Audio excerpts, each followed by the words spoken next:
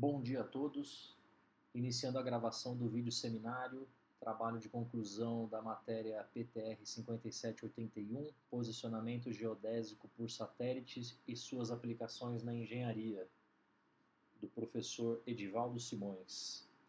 Meu nome é Ulisses e eu vou discutir um pouquinho as aplicações do GNSS no desenvolvimento de um sistema de detecção e prevenção de conflitos de tráfego aéreo para integração de eVTOLs no espaço aéreo de São Paulo.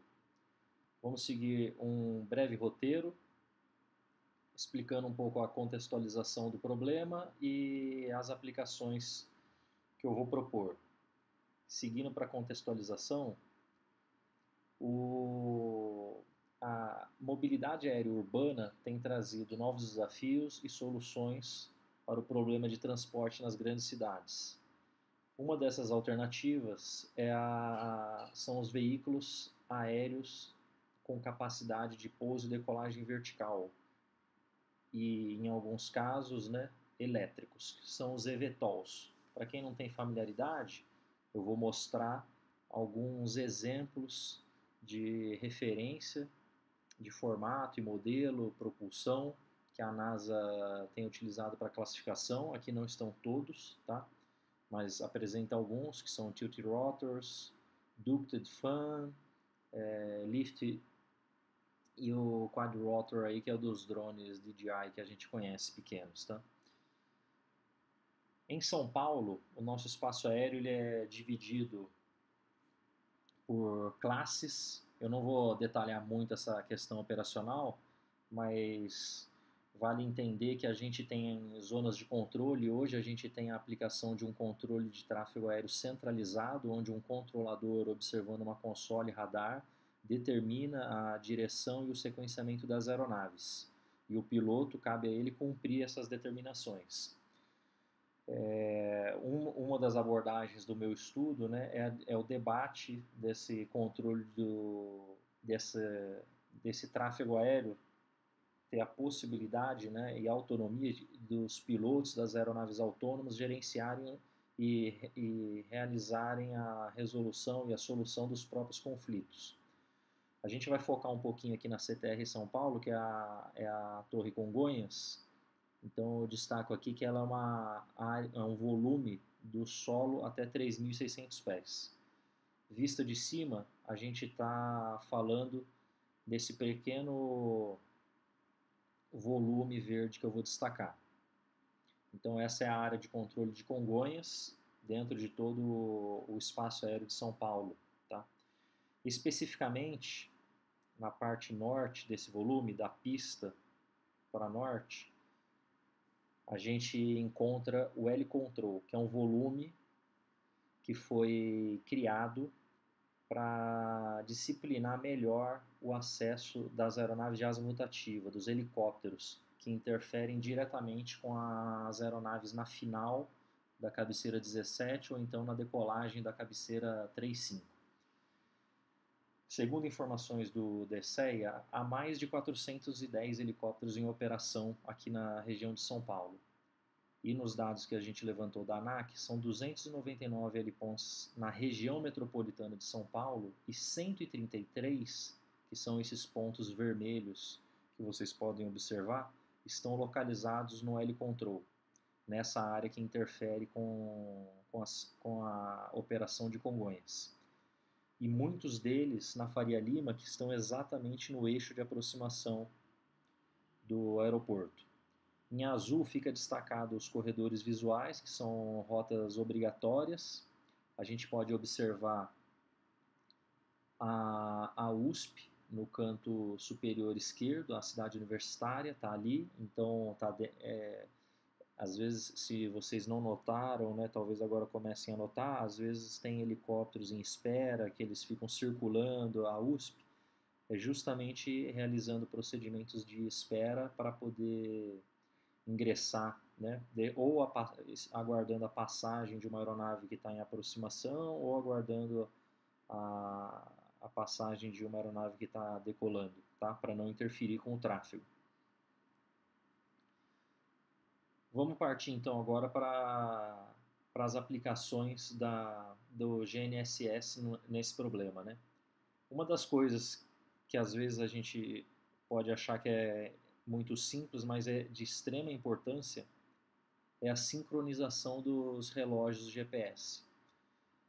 Imagina se a gente tivesse diversos tráfegos, né, como esse exemplo, a gente tivesse cada aeronave ou cada piloto usando uma hora diferente, estimando o próximo ponto num horário diferente, usando referências de tempo diferentes, né?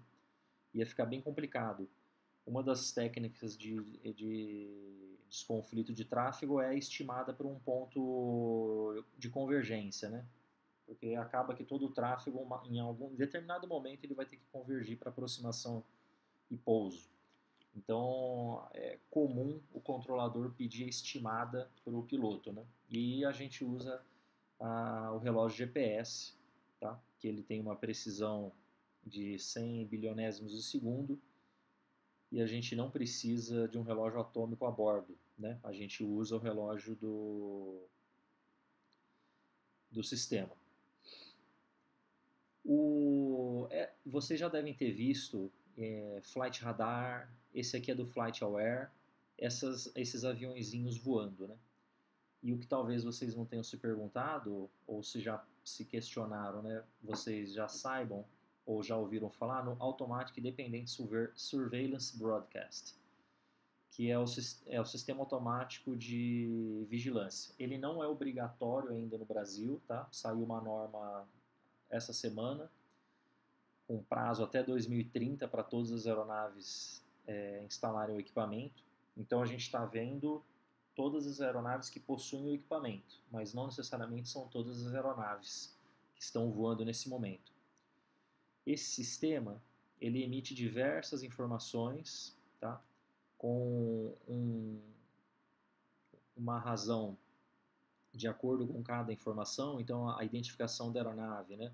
Se ela está voando é 0,2 Hz, a posição em voo é 2 Hz, a velocidade 2 Hz e algumas outras informações. Então tem diversas informações que são transmitidas, broadcast, na frequência de 1090, pulso modulado, que elas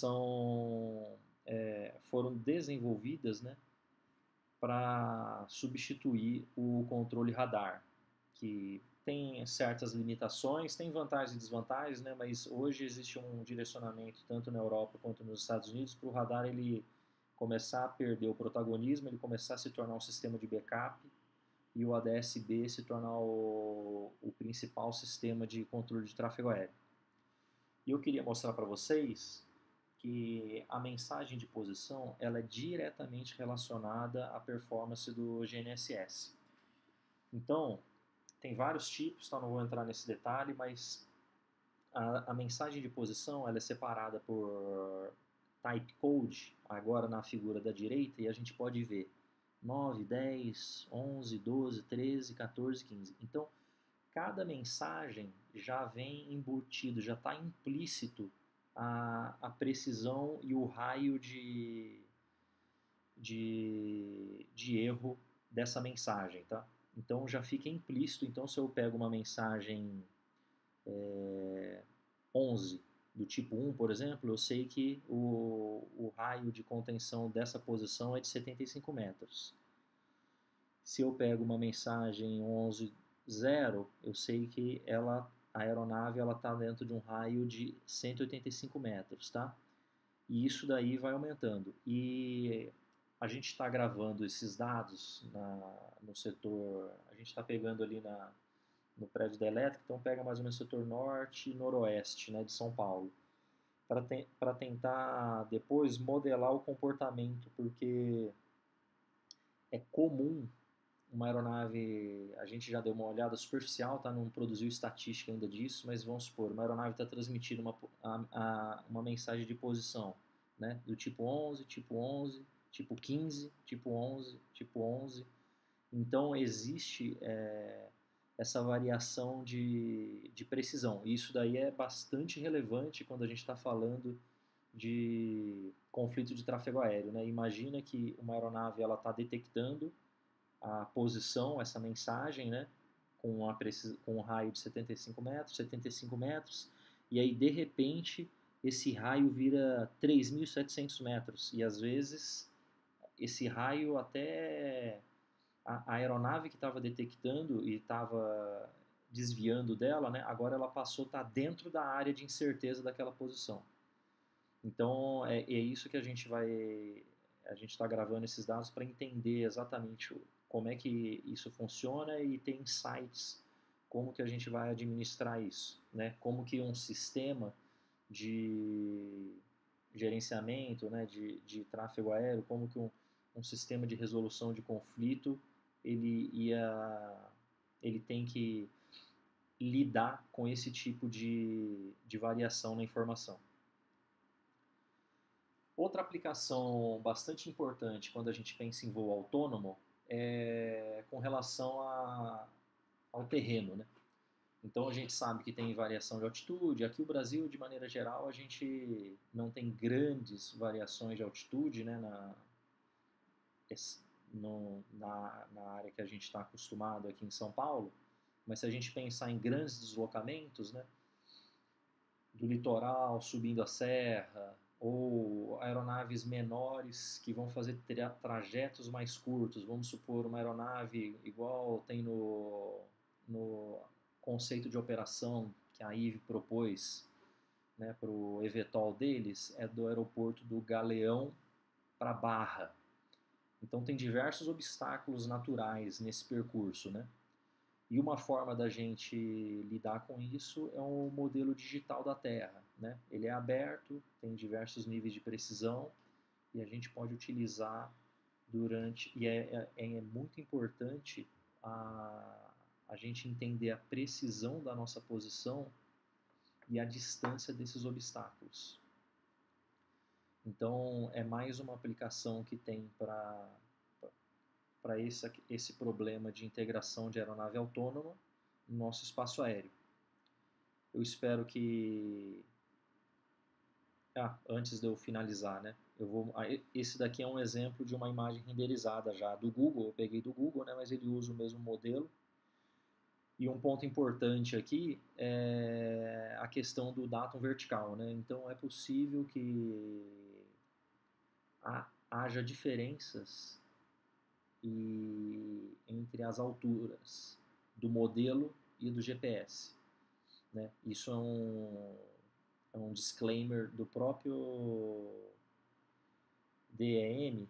Lá no site eles já dão esse disclaimer de que o datum é diferente e tem que haver uma gestão dessa diferença, né? Eu não vou chamar de erro, porque não é um erro, porque cada modelo usou uma referência. Então, mais uma questão assim de destaque para o que a gente estudou na aula. Eu espero que, no mínimo, tenha despertado o interesse, né, para essas questões.